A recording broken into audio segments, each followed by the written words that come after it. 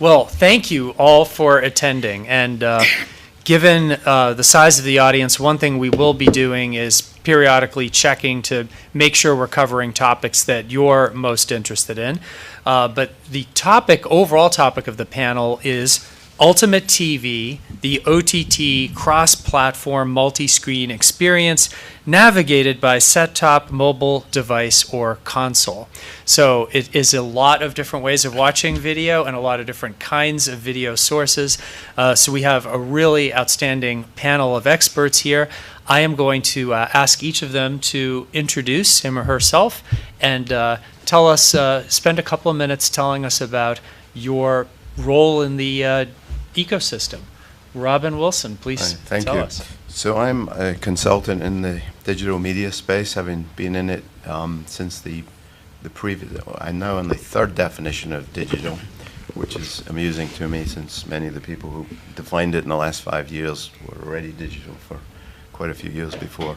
But I have a diverse background from network TV in Europe and in the US, but on the technology side.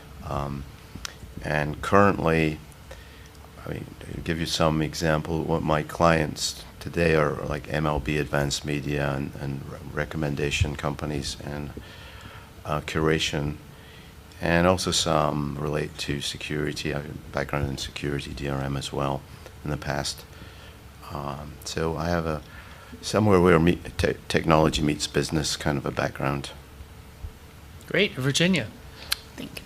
Hi, I'm Virginia Giuliano. I am the founder and CEO of a free website, an app called Cobblecord, which helps people cobble together a customized selection of online streaming services. So they answer 4 questions about how they like to watch, what they like to watch, and what their monthly price range is. And we give them a customized list of online services that they should cobble together. And we have a repository of information on each of those services so that they can drill down and find out more about each service. Right now, they still have to go off to each service individually to order, but we're looking to evolve that. And so each recommendation is tailored to the individual. So it's basically creating a meta bundle, an individualized meta bundle for each user to help them get the most out of their streaming dollar and in many cases give them the ammunition that they need to get them over the hump and cut the cord. It uses a patent pending algorithm and database to generate each recommendation, and we pride ourselves with being completely independent and agnostic. So it's just about what each individual user is most tailored to. Prior to launching Cobblecord, I was at Showtime Networks for 10 years, where I did a number of things, including subscriber acquisition and retention, both direct to consumer and through distributor partners. I specialized in digital marketing, and I worked on digital product development, business development, and I helped bring their over-the-top service to market, and that's where the idea for Cobblecord was born. All right. Nick. Nick Colsey, Business Development for Sony Electronics.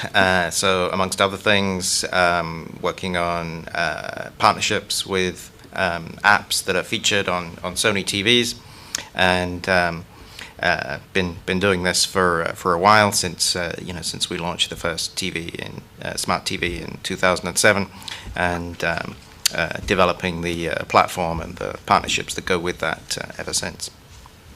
Great. Now, Derek. Eric Ramberg. I'm head of product at Ericsson Media Solutions, so I oversee our TV platforms business. And so our primary customers are your traditional pay TV providers, classically telcos, but also a lot of cable companies, and where we provide all the infrastructure for them to be able to manage their service and have UIs on all different types of devices, including set-top boxes as well as mobile devices, and secure the content and monetize it, and et cetera. Great. Sure.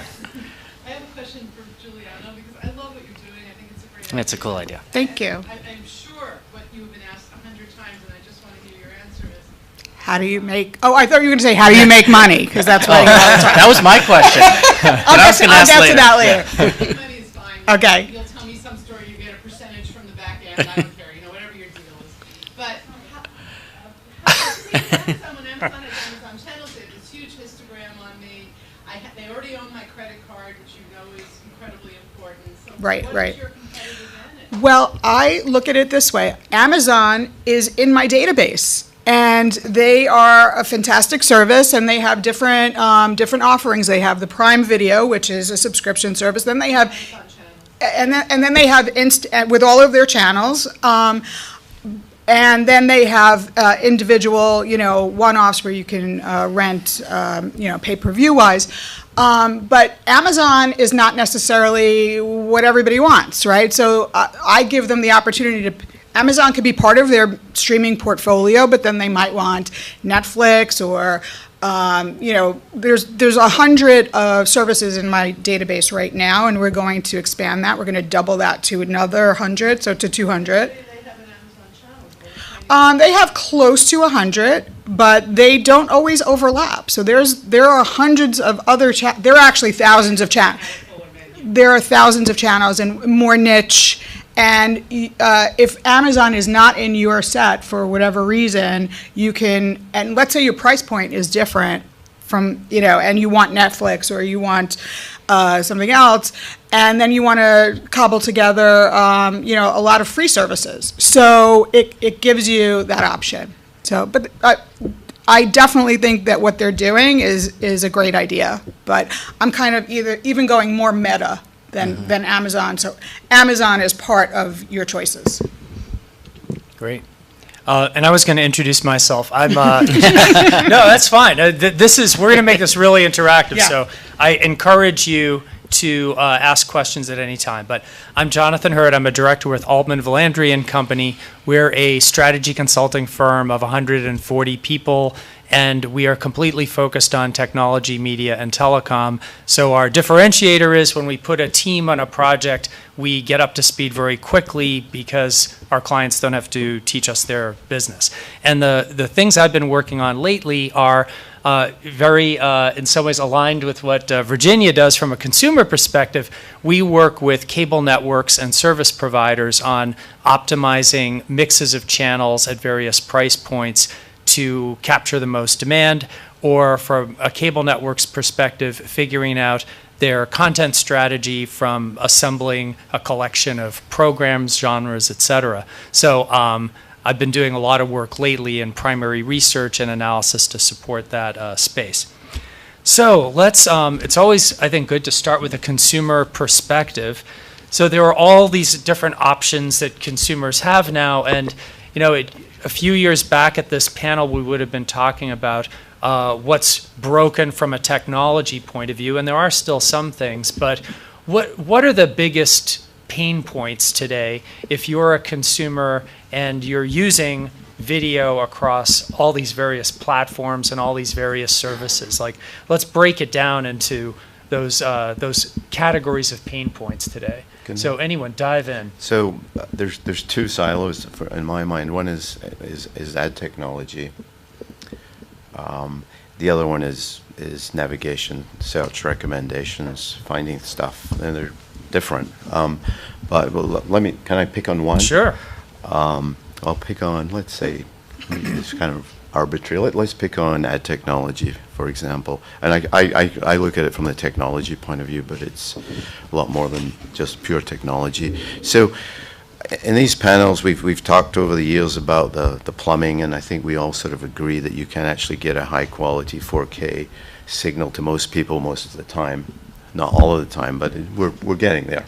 And now we're peeling the onion and looking at some of the other stuff like making money and not pissing off our customers. So I think ad technology is in a very poor state right now from the plumbing. I mean, just splicing the ads in is not very well done. It's technically badly done. The timing is appalling. It's broadcast TV fixed this about 50 years ago, so why are we still going backwards? So we've got that issue. Quality is mismatched, the same ad, and then we get into the content, and that's where you really annoy customers. I think a lot of these servers will put the same damn ad 5 times over, stop you fast forwarding, or same pod of 2 minutes while you're locked in purgatory to watch the same 2 minutes over and over again in the wrong place.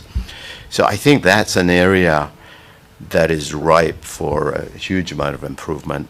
And of course, we now have total addressability, but it's barely being used. So there's a lot of upside. I don't want to be too negative. Huge amount of upside, but we barely scratched the surface in doing a good job, I think. So that's my And hot that's button. largely a technology-driven problem, is that right?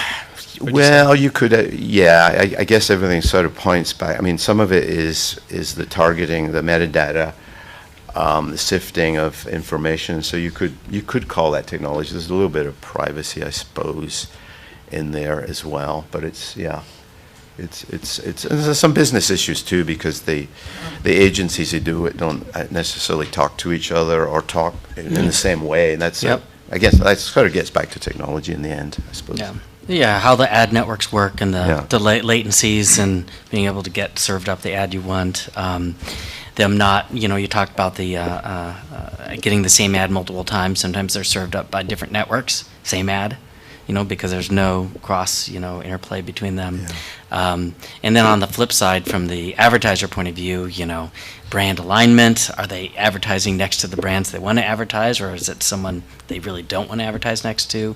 All the other sorts of things.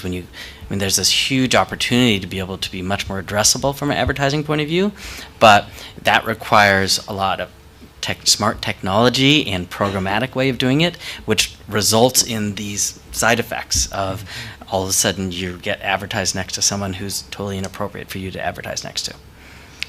Right. I'll take the other topic that Robin teed up on navigation. So right now, there are thousands of streaming services out there, and it's sort of a tedious process to have to go in and out of different apps to try to find what you want to watch, what you're in the mood for, see what's available. And I think that there's an opportunity, actually, because right now I think of it as a pain point, but to create some sort of a pan-app experience, so that can kind of not duplicate, but sort of get to the heart of the sort of lean back experience, the channel surfing experience, where it sort of aggregates, if you will, all of the different titles that are accessible to you or available to you based on your preferences, perhaps, like ones that you subscribe to, ones that are free, ones that are, a one-off pay model.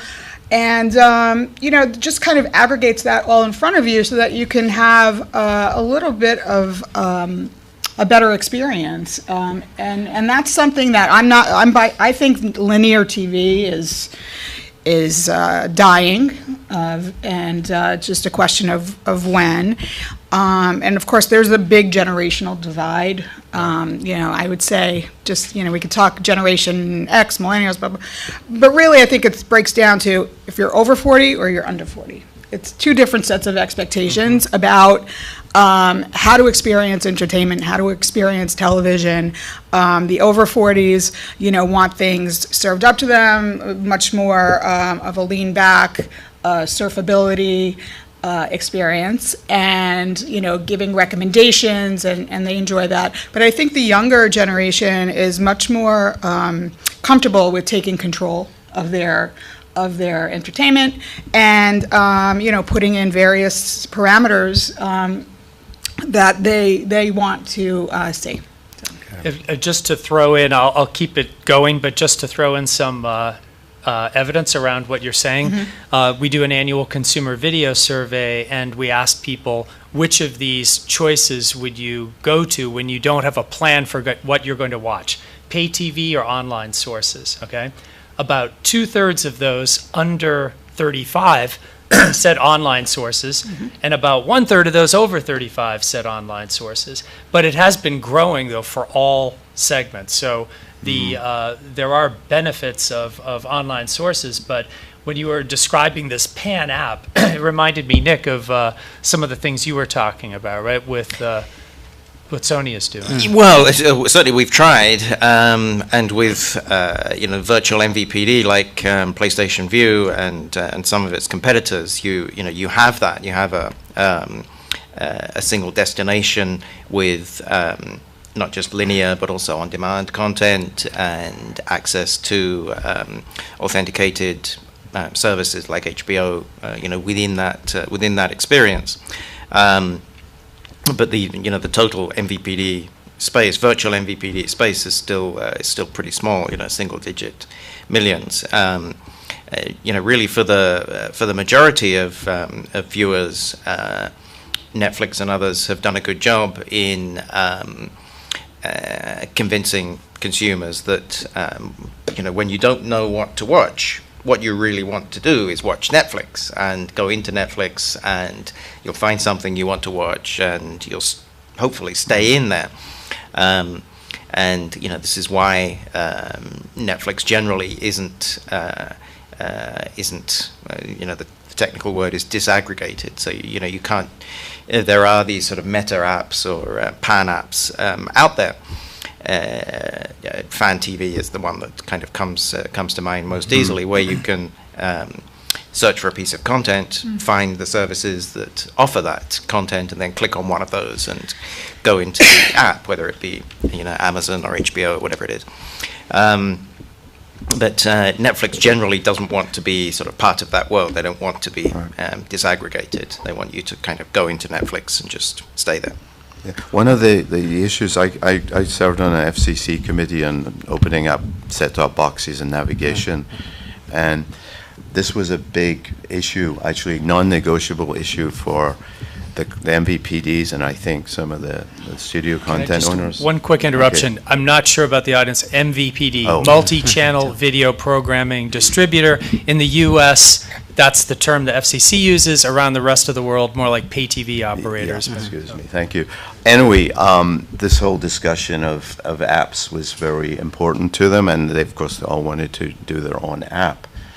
The subject of these Uber apps came up, and they were extremely reluctant to give up their branding, and to put it bluntly, they threatened the digital millennium copyright, and anyone who wanted to sniff their metadata, and they encrypted their metadata to make sure, even if you got the signal, you couldn't get the metadata. I know you could probably get it from a third party and match it up again, but that's a lot of hard work. So there's an issue. I mean, I think that's one that you're dealing with. Yes. They don't want to give up their branding, selfishly, I think. Definitely, from back to my Showtime days, the premium service, that was a big concern, is separating the network brand from the program or the show, and people are searching by show. So that kind of, but what I'm actually talking about is if you don't know what show you want to watch, I mean, what happens then? And that's kind of more of the surfing lean back experience, where, and I think, Roku and Fan TV, as you said, have a really good, search by show capability, but they haven't really cracked the what are you in the mood for capability. But on the flip side, I would say that Netflix and their very granular microgenres is maybe the other extreme, and is also kind of like disorienting to people. And so all of these weird little genres. Yeah. So I'm going to rewind just a little bit back in our conversation here, and to add another little data point from.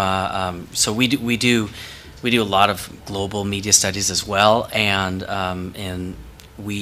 what we see is, interestingly enough, a fairly direct correlation between the willingness to pay and what they expect to be, how much they expect to be delivered or served up, the content. So in a big continuum from whether being, I'm going to spend hours to be able to find something because I'm not paying for it, versus I want to be the exact thing I want, and I want it to me, and I'm going to pay for it. So that's a positive way to look at it. We'll ignore the piracy part. But look at the positive ways that people are willing to pay for that value. And that's traditionally what the pay TV providers or the MVPDs have done, is be able to be that aggregator, that provider, simple, easy package. Thing is that the world has become so much more complex from 20 years ago, 30 years ago when they all started, and they've been slow to adapt. But we are seeing a lot of changes for that. And ideally, it's this place that's along the lines of what you're doing, that is that personalized Right. package. Right. You know, and it's no different in a way that what you're doing than what they traditionally do. It's just that you have a much bigger set of tools or things that you can bring Right. to the table. Right. And it's sort of customizing for that individual and saying, here you go, this is what you care about. Exactly, and they're creating bundles, and I'm saying, let's break the bundle. It's a personal bundle, so. But it still is a bundle, It's though. still a bundle, That's but what I mean. you're- but you- It's a micro bundle, yeah. But no one is feeding it to you, you're creating it yourself, basically. Though, of course, from their point of view, they're creating a bundle based upon a segment that they feel will take it. If they go That's down, true. if you go down to the individual, they're going to create a bundle that's going to be targeted towards what you Right, want right. and just the things you care about. Yeah. Just to another pain point to support, Virginia, what you're doing is we asked, agree, disagree. I am wasting money because my pay TV subscription includes access to channels that my household does not watch. 2/3 of those over 45 agreed with that statement. But interestingly, younger consumers were less likely to agree with that statement. In fact, the peak age range in terms of number of channels of interest is the 25 to 34-year-old age range. So there is, but the pain point of feeling like, well, there's all this stuff I don't watch is definitely out there.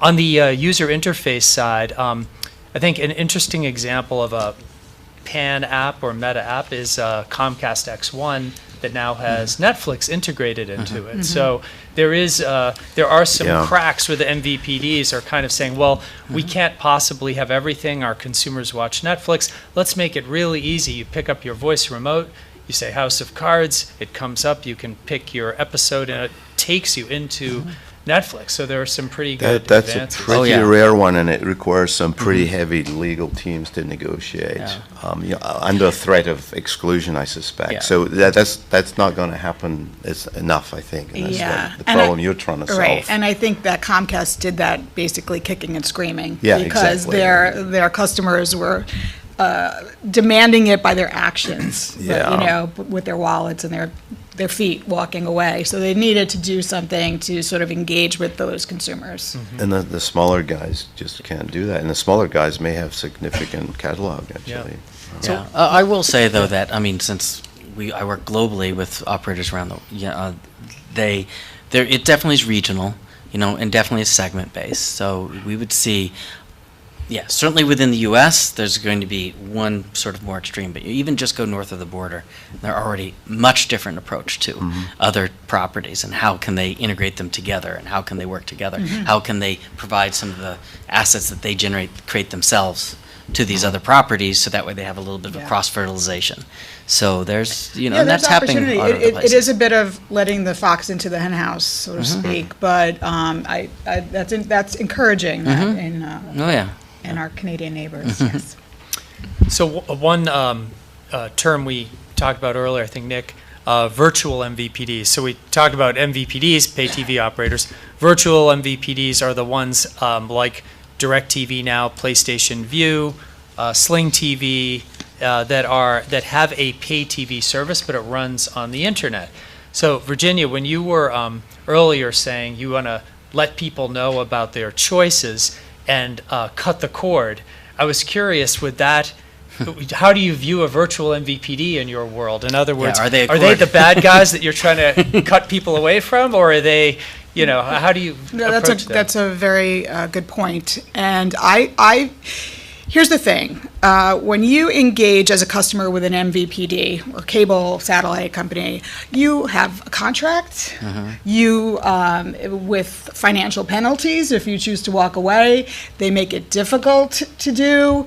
And so DirecTV Now, for instance, doesn't have those limitations. So I consider them, fair game. It's just as easy to sort of get them into your personal bundle or take them out of your personal bundle. It's all about, to me, customer control and having the customer have as much control over their entertainment as possible, giving them the tools to do so, and making it less scary and intimidating, because there are a lot of choices out there, and people do freak out when they don't get their show. So if you ask those questions you ask, and somebody said, I want to spend this much money and I like all this stuff, you might say, well, you should subscribe to cable TV. You might make that as a recommendation. Cable cord does not offer that as an option. However, what we do say is that not everyone should cut the cord. Right. Okay? It doesn't pay for everyone. However, to me, it's not about recreating cable and recreating all of those networks that you had in your cable package. As you said, people feel that they are overpaying and it's bloated and they don't want half of that stuff, if not more. So it's not about that. It's about getting and paying for exactly what you want. You have the power to do so now. It's available to you.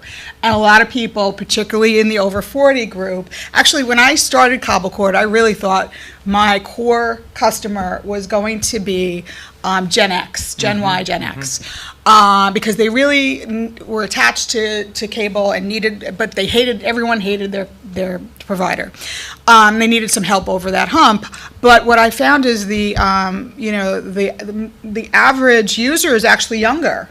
I think it's also about trying to get the most out of their streaming choices. So they may have subscribed to Netflix, 100 years ago, but a lot has changed in the 10 years that Netflix has been around. Their models continues to evolve, their pricing continues to evolve, and there are so many more choices in services available that Netflix may not be the right fit for your streaming portfolio anymore. Good. Well, let's change subjects a little bit here, but actually there was one thing I wanted to cover on discovery. We talked a bit about search and being able to use voice remotes, et cetera. Discovery, is there evidence that it actually can help the consumer experience, I guess I would say, or put it this way, the recommendations, engines, parts of discovery, what are the different ways of actually helping people discover new content, and what's working? Well, I mean, in a simplistic way, a linear channel is curated. So the curation is the result of discovery and trying to push things in the matched genre together. So I see it as there's various degrees of curation. Discovery in an abstract form is allowing you to self-curate, if you like. Now you can one by one do that, and that's what some of the search engines do for you. Say you might want to watch this next. I mean, Netflix is good at that. Or YouTube's another example. You just set the autoplay thing, and it essentially manufactures your own self-curated channel, hopefully not diverging. I mean, we all know it kind of goes off into the weeds sometimes. Or alternately, as I found out, it reinforces things that you don't actually want to watch because you wanted just to check out a certain news channel once. It will keep telling you more. I just wanted to see that once, thank you. But so they're not very perfect. So there's that whole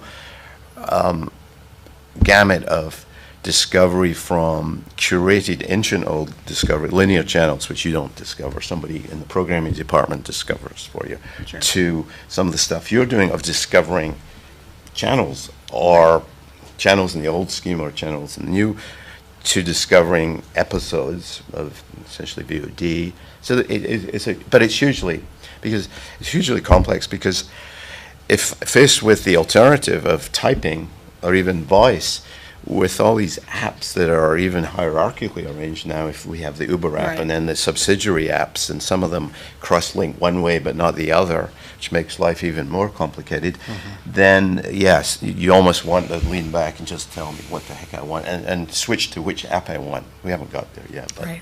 that's... Yeah, I think we're getting closer, though. I mean, with things like Google Assistant and Amazon Alexa, those services have a lot of intelligence behind them. They know a lot about you. So they're both able to make programming recommendations, and we're starting to see that emerge with integration with TV products as well. They've both of those services have been more information and information oriented, but now they're both integrated with Sony TVs. Sony TVs are the only TVs that have Alexa and Google Assistant, so you can choose your favorite AI system to talk to, and the TV is able to respond to that, and that's a hard problem to solve. But I think in the most likely entities to solve that are going to be Amazon and Google. Yeah, definitely. Then, I mean, we still have the problem, and you alluded to earlier as well, as like all these different siloed apps now, and their job is to keep you in that app. Their job is to reinforce the brand. CBS draws you in with saying you get all the Star Trek you want, and then, oh, you also want these things and these other things. No, don't leave, and all. And that kind of runs counter to the idea of here's my discrete set of things that I care about, and I want to be able to easily watch whatever I want. And they're going to say, no, you can't watch whatever you want. You got to watch what I have in my brand. So we're at this interesting sort of stage here where the pendulum is swinging one way, and I think in the end it's going to have to swing back and be a bit more open and allow people to, I think when you can have that personalized curation, of content, then have that easily be able to move back and forth between them. It's kind of like how advertising evolved from an entity-based or a publication-based model to an audience-based model. So no matter where your audience is, you want to find them, right? So programming could possibly evolve to that as well. It's instead of this piece of content being accessible through this app, it's accessible in a meta way to the audience segment that would be going back to segments, attuned to it. So. Yeah, definitely. So wanted to talk about service provider challenges here. And Eric, obviously you work with pay TV providers around the world. One of the things that we've seen in our research is the concept of people knowing that they can watch authenticated content on other devices, TV everywhere, as it's called. When we ask people, agree, disagree, or does your pay TV operator give you the ability to watch content on other devices, it's still only about 50% of consumers, and in fact slightly less, that are aware that their pay TV operator provides that capability, even though they do. So TV everywhere, and it's been low for years. It's crept up actually a little bit this year in our survey, but there's that challenge as more and more people use mobile devices. What's a service provider to do, and how do you compete with all of these other apps and players? So what are the key challenges service providers face, and what are they doing about it? Well, the key challenge is that it's just a cost center for them. There's no upside for them to do this, and they have to spend a bunch of money on a totally separate, sometimes even multiple siloed systems, and then operate it, run it, and it's just sort of like we're throwing money and we're not getting anything from it, and so, and especially in a business that is, always from a margin point, a lot of margin pressure. A lot of them don't even actually really make any money within that part of their business. It's actually negative. Efficiencies are a big part of it. So, what's happening is, and certainly what we invested a huge amount in the new platform was to try to have it all under one system. So that way there's one way to prep the content, one way to manage it, one way to push it out, to distribute it. So that way, the consumer just wants, to be able to get the content. They don't have to think about what device it is or what have it or everything like that. Have it just consistent across all of those things. So I think you brought up a good point about it's a cost center, and that shows. I mean, that's actually why some of those apps, which are fake OTT apps in my mind, they're just they're stopping you cord cutting, and that's their only reason. Their performance is so terrible. Yep. I mean, the ad technology in those, and I think that's the mindset behind this. We just have to do this to keep Right. people. Exactly. Absolutely. But we'll put the same damn ad And break they in. waited too long to do Yeah, it. and maybe they'll actually come back to the broadcast channel. I mean, I think that's kind of in the mind. Some of them are really Yeah. awful from some I won't name who, but. And you're speaking about the service provider apps. Oh, yeah. Not necessarily. And we're talking the top Yeah. 5 broadcast Yeah. stations. Well, yeah, I Some think of them service are providers appalling. and Channels. the network channels, the networks Yeah. apps as well. I mean, Yeah. depending on obviously some are better than others, but generally the authenticated broadcast network apps are not of a highest quality. Yeah. You look at the same network and their OTT app, if they also have an OTT app, it's a way better app, and it's distributing pretty much the same programming, but it's in a different market segment where they really are up against strong competition and pressure to keep a monthly subscription being paid by the consumer. And the TV Everywhere app doesn't really have that. One of the observations I'd make is if you look at news and the timeliness of news on some of those, I mean, some of these guys just go to sleep for the weekend. Some of them will publish 2 or 3 hours later. It's the better ones, actually. A few will publish within 20 minutes. And some will randomly publish ancient news. I don't know what they're And this is thinking. the broadcast networks, or The cable networks, let's Oh, I just say. see. I don't Okay. want to pick on any particular one. Okay. But it's a sign that they don't care. Really, they go to sleep at the weekend or in the evening. Yeah. So one of the other challenges is, you've got these new players entering the market. If you're a pay TV operator and you've got these virtual MVPDs, for example, YouTube TV from Google, they have another revenue stream of advertising where they can use video as a sweetener to get more information about consumers and target ads in a better way. Cable operators have broadband usually as well, so video has kind of evolved into a sweetener for them. You've got wireless carriers getting into video. And then if you're a traditional operator where you have only video, your margins are getting thinner and thinner as affiliate fees go up. So do any of you, what do you see happening differently in the industry as a result of these pressures, and how operators or service providers think about video in their portfolio?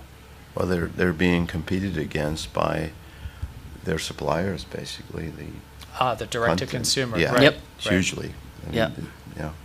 For Well, sure. Charlie Ergen, the chairman of Dish and Unique character and in himself. Sling, Yes. Sling TV, he said that creating these virtual MVPDs is essentially a race to lose money.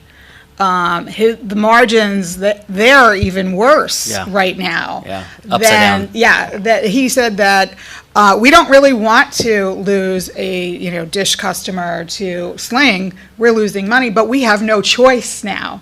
That is what the marketplace now demands. So it's not their choice anymore. The marketplace has spoken. Yeah. Yep. So they're going to have to make some major changes, which they started. And one of the things we've seen we do pricing strategy for video services, and the price elasticity of these services is actually really high. So if you want to maximize revenue and grow subscribers, you want to price that as low as you possibly can. The demand curves are really steep. So they're all have incentive to go, especially in a growing market, to have as low a price as they possibly can. So they're right on the razor edge of profitability or Or not. possibly below. Yeah.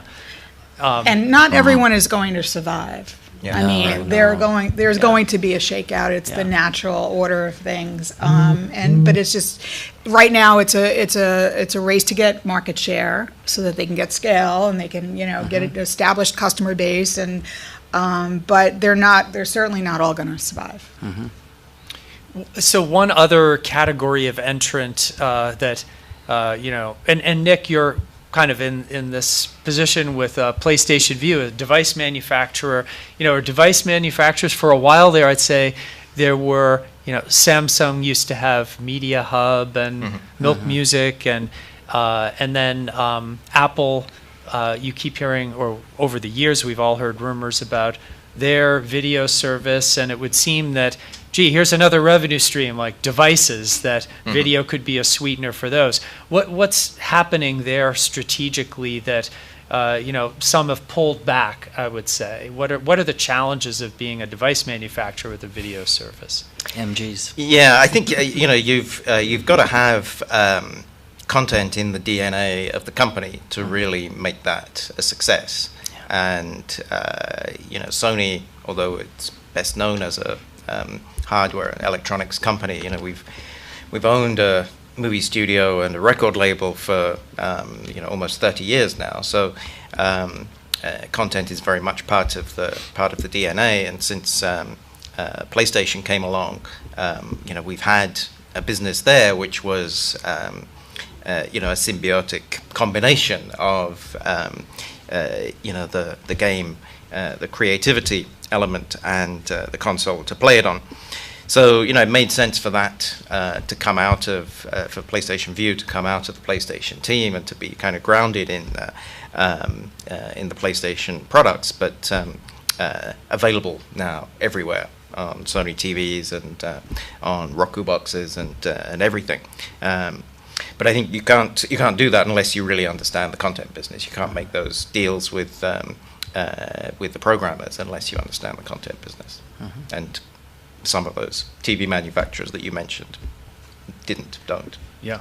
Yeah, I mean, you'll approach the negotiations in a totally different way. I mean, it's all goes down to minimum guarantees, and if you're willing to write that huge check and you don't have any leverage or anything else to put on the pile, wow, that's a big business decision.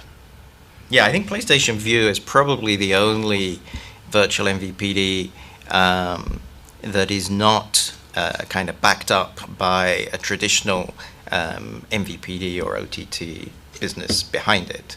So, I think in that sense, there's no conflict of. I mean, I don't speak for them, but outwardly at least it appears that there's no sort of conflict between like Dish has, where we don't want to lose a Dish subscriber, but if we have to, then we'll lose it to Sling.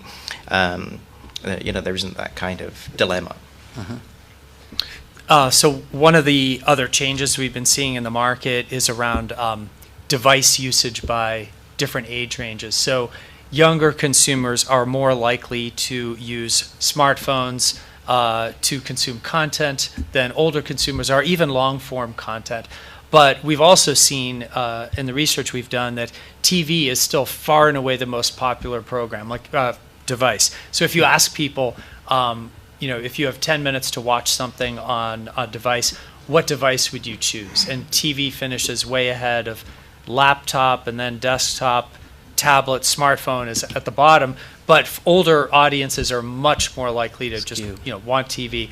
And I'm interested in terms of what you've seen in innovations or what your platforms provide to smooth the differences across platforms, create consistency to the extent it's warranted, or do some of these devices just need a different user interface? And so I'm curious about your points of view on that. Well, definitely casting. So, I mean, Chromecast has been, revolutionary in this sense. So, you could go from watching something on your phone or navigating on your phone, which not just millennials, but pretty much everyone now is used to doing.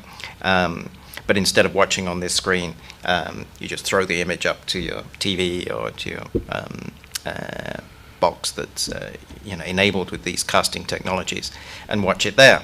and it's a great experience. It works really well, and it's kind of, I think it's underestimated in the whole smart TV domain, because it doesn't look like a product as such.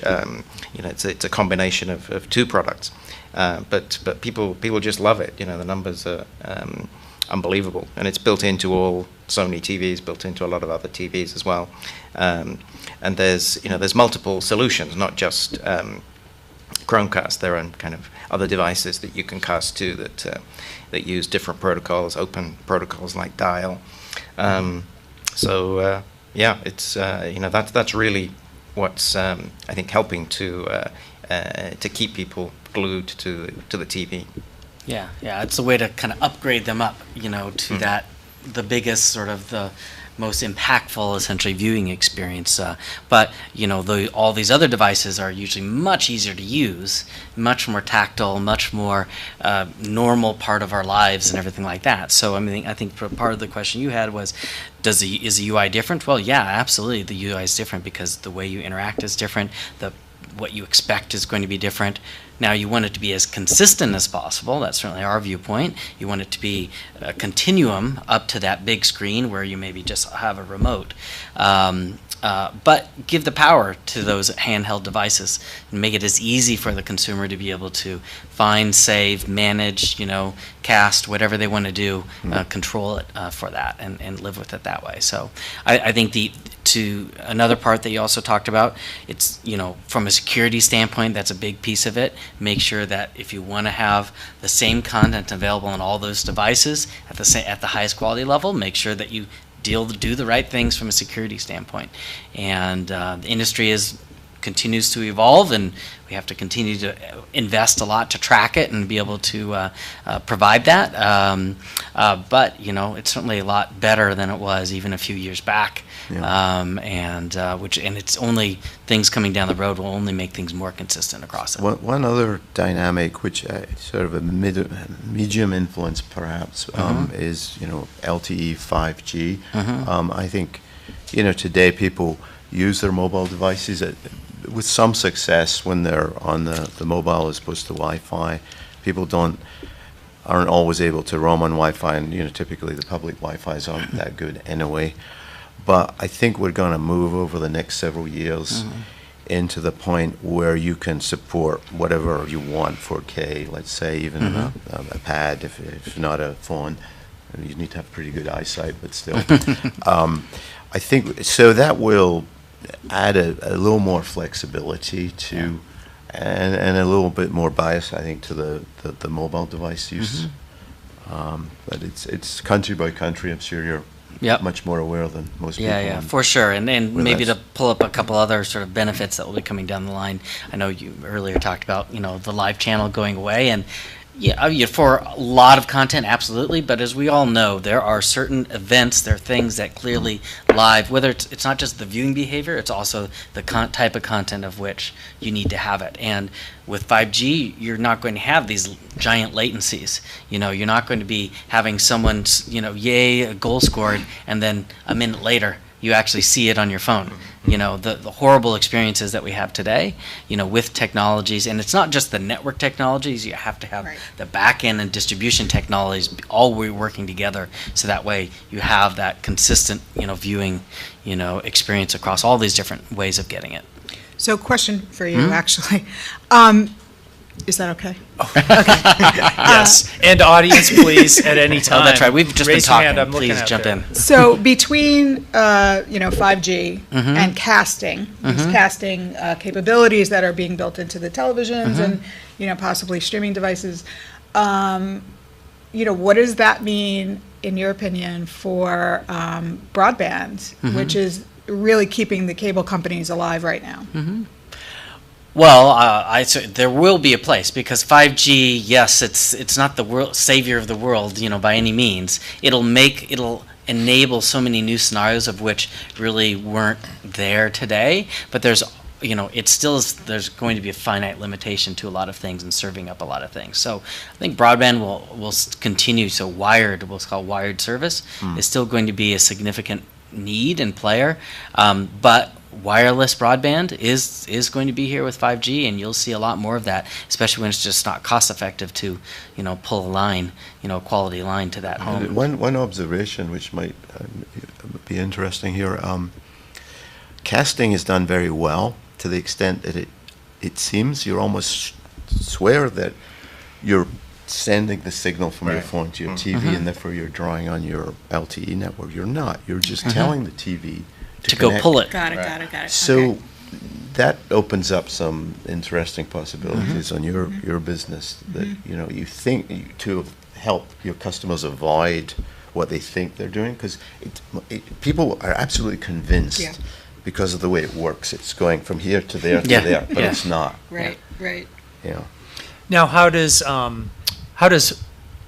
4K and HDR, high dynamic range, 4K increased resolution, how are both of those doing in terms of industry acceptance, and what's the impact going to be on the size of video files and the bit rates required for video transmission?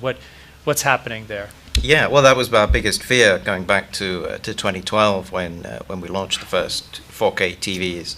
How would people get the content? Would they have enough bandwidth to be able to stream 4K? And it's turned out that consumers are smart enough to know that they're going to need better broadband for 4K, and they've gone out and got the better package. And at the same time, as we've thank you, bless you. It's true, really, it's true.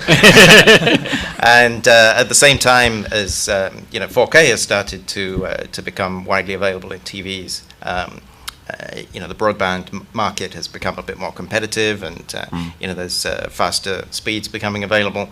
So both of those have worked in parallel to make it a non-issue, fortunately. And today, there's certainly enough 4K content for TV customers to feel satisfied with their purchase, despite the fact that there's no cable company offering 4K in a significant way, and relatively just 4 channels, I think, on DirecTV and 2 channels on Dish or something.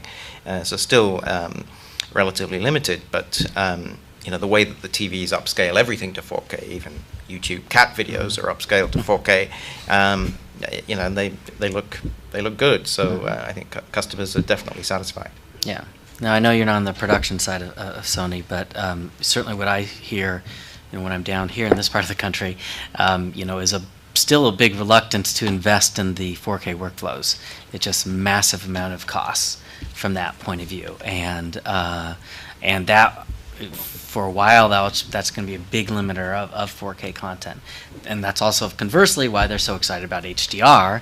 And from a consumer point of view, I mean, you see a 1K TV with HDR and you see a 4K TV, they'll end up actually probably choosing the 1K HDR that they see. I think, fortunately, there is a change happening. There's a kind of step change happening with what Apple has done with the pricing of 4K content, making it the same as HD content. So, I think that should make the investment decision in the production workflow a bit easier, because clearly that premium price that the 4K EST titles were at, $10 more than HD or more in some cases. Clearly that was always going to make it a relatively premium niche kind of product. Now that basically through all distributors, not just Apple now, 4K is the same, and 4K HDR and 4K HDR with Atmos and all those kind of premium permutations are now the same price as HD. And with the announcement yesterday of Movies Anywhere, where the titles that you bought in HD on iTunes are now available through a rights locker on, for example, Vudu or Amazon in 4K. That's really going to increase people's demand and access to 4K content. There's no kind of price barrier there anymore. So that's a good thing. How does that affect the wireless use of video, though? If 4K, mobile, obviously if I have a smartphone, I don't necessarily need 4K, but if I'm using a laptop, tablet, whatever, is 4K or HDR going to have an impact outside the home, I guess is the question. Outside that. Yeah. Yeah. That's what, I mean, 2 to HDR 3x? doesn't add bandwidth, so HDR is just tiny Yeah, it's just trickle of teeny data. little So. Just Yeah, I mean, 4K is what, a 2x these days? 3x with a good encoding? Two-ish. Depending on how Yeah. it's encoded. Yeah. Yeah, I mean, obviously, live is going to be, massively harder to be able to keep constrained. So Yeah. any live events, sporting events, news, things like that, that'll be hard to do in 4K outside. But yeah, something where you can take the time and do a beautiful encode, and then you will see it outside. And I think but it's going to take these technologies to be able to allow for that bandwidth, that consistent. If you're streaming it rather than downloading and playing it, and all of those types of things. Good. Questions from the audience? Any areas that we were talking about that you want to know more about? Or things you want us to focus on? Given we have a small audience, we can be very agile and adaptive here. Yes? Hi, I'm Karen Marriott from ContentWise. Virginia, I have a question for you. You are ad supported, is that correct? I am currently ad supported, Is there which means that I'm pre-revenue. Which was going to be my next question. How is that going? Are you doing it programmatically, and is there any intention of going to the subscription-based model? Or? I am doing it programmatically right now. There are some opportunities, though, to do some sponsorships and some more native stuff. For Cobble Cord, we give you a recommendation within your price range, but then we give you also services that you should think about that are out of your price range, but based on your profile that you should consider. That's. And what was the second part of your question? I'm sorry. A subscription. Would you go to subscription? Or Thought about it, thinking about it. can you get a cut from your? The long-term vision is to become an OTT marketplace where people can check a couple of boxes and subscribe to a bunch of OTT services, and also have one place where they can go and continuously manage their OTT services. So that's the longer-term vision. That would be more of a rev share type of model. And then there's also licensing of the proprietary technology to other companies that have various services or various programming that they would like to surface. And how have you been received by the community? It's all everyone's very interested, and I think that I launched this last year. I think that it was still very early in the game. I think people are now starting to realize that this is a real need. And that people, there are pain points there, and we solve for it, and it's built. Yes? Throw a question. Jim, sure. Is the local broadcaster doomed? I mean, they at least have two problems that I can think of going OTT. One is their physical plant has to be updated. As part of that, they'll have to hire IT staff who really understand IP. And secondly, they don't own the content, the major content that's during prime time. They don't have the rights to stream it on their OTT service. So are they ultimately gone? Well, there's some pretty bad issues in terms of, or challenging, let's just say, in terms of like advertisement and geography and, well, not content too, by the way, because their current license fits in one of the DMAs, and they got to wrestle with that because geofiltering on OTT is slim to none. I mean, it's almost impossible to do. You can try, but there's 100 ways to get around it. So I don't know the answer to your exact question, Jim, but that doesn't look that Well- rosy, I would say, at least on that front. And I have three possible bright spots, because this is something. So one is that when you think about the value of local news, it is the number one in our surveys. The number one thing that's causing them to retain their pay TV subscription. So what that means is that the retransmission fees that the broadcasters can charge the pay TV operators, have been increasing dramatically over the last several years. Doesn't that mean that there are no OTT opportunities outside the local broadcaster to get that content? Particularly when you think about Netflix and others who cares what day or time you watch something, if you watch it when you want to. Well, I mean, the local news, the perishability of it is clearly, Yes, no, I yeah, Outside of news, in other words, yeah.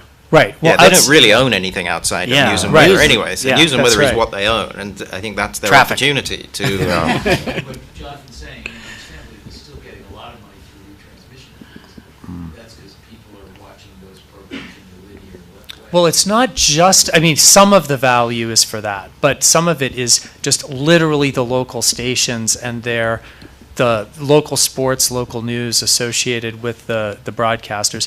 And I guess the other, another bright spot is the opportunities for cost reducing and/or having new offers. So we're talking about broadcasting live events and how important that is.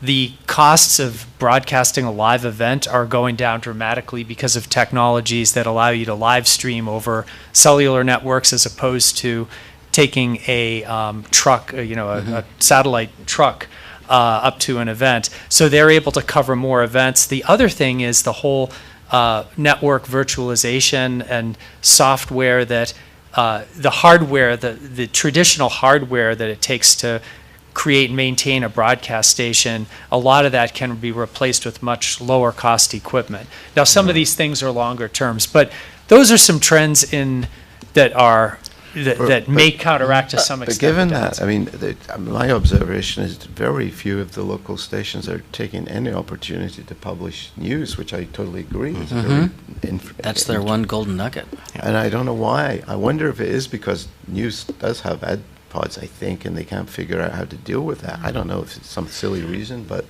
they should be doing this, I think. Jonathan, who is saying, who's the age group that is saying that they're not giving up cable because of their local news? Oh, it's definitely more weighted toward older consumers and men, though. But Okay. males, even 25 to 34, are much more news hungry than you Right, but might I think expect. that's going to become less of a problem as that audience ages out, because it's all available online. I mean, and there are a bunch of local over-the-top news organizations that are launching to kind of fill that need as Right. well.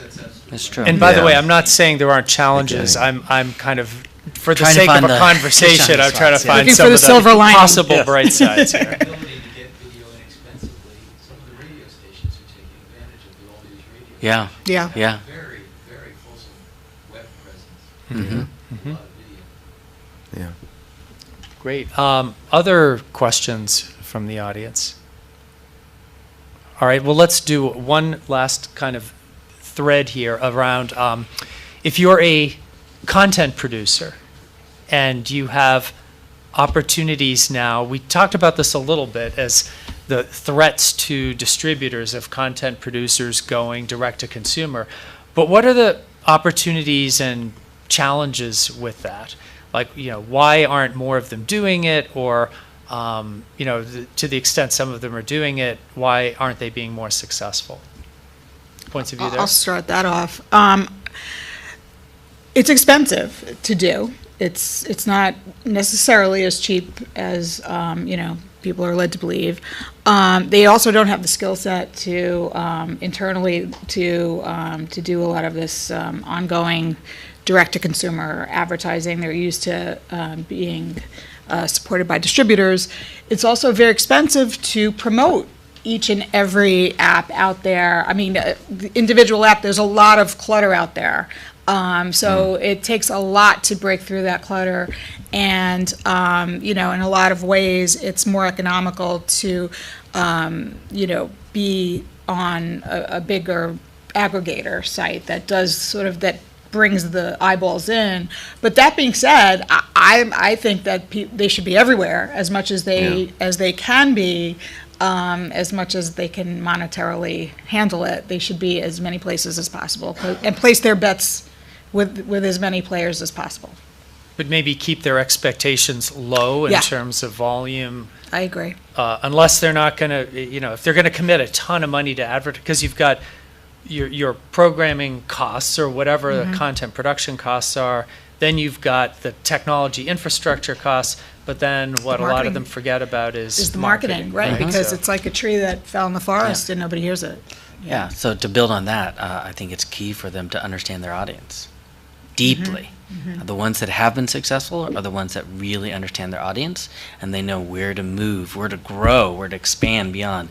How should they do something different on one platform, Facebook, let's say, or YouTube versus another one? How to do it, cater those audiences, and really understand where their best opportunity is. I think this- That's something I think it's broadly needed, but I think for this group, it's essential, I think. There's one for me, good example. It's maybe a narrow genre, but it's Bloomberg TV. I mean, they publish ubiquitously. I mean, in their own app on different platforms. They also publish the long form and the short form versions of the same program on YouTube and many other platforms. So they just cover it any damn way you want. You want to watch the whole program. You want to watch that segment. You want to watch Right. it there, anywhere.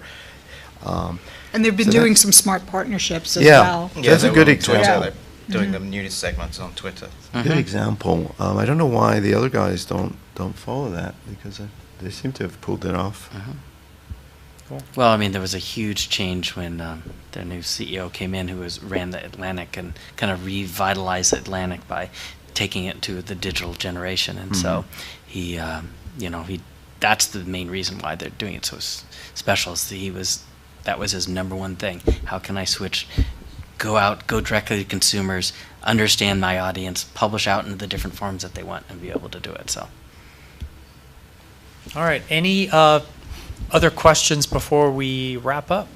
Yes, Dan? From a development standpoint, we talked about content and marketing. That was a good point brought up there. What's the biggest challenge for video developers right now getting onto these platforms? What would you say that is technically? By just to clarify, video developer, an example would be like a content producer, that type of a video. Getting playback to run on all devices. Mm-hmm. What would you say the biggest challenge is? I have the answer here, by the way. Encoding. Now, is this a technical question or a? Well, I mean, it's it's having or access to either directly or indirectly a vast team of app developers for every known platform, which is extremely painful thing Yeah. to do. Here's where I was going with HTML5, right? Well, that's common. That gets you a Part of it. Yeah. lot of the way there, but It's that's still not mature enough. no, it's no HTML5 video is very pretty mature, mature. but EME is pretty the whole new, but the whole how you present that, because that's a browser window that you don't know is a browser window inside your navigation piece. Well, then it'll become a total browser. But there's a lot of to get that to run securely and at high resolution on all these platforms is a lot of grunt work, basically. Yeah, to get video to run in it, it wasn't really developed for video, or at least for video across all these different types of devices. So that's been kind of shoehorned into it afterwards. Yep. Would that require a content provider or a content creator to actually start over and recreate on technically, or do you just keep catching up? No, well, the one that you HTML5 EME will play pretty much all normal compressed video and decrypt DRM, all the usual suspects today. Yep. Good. Well, seeing no other questions, hearing no other questions, first of all, thank you all for attending, and please join me in thanking our panelists. Thank you.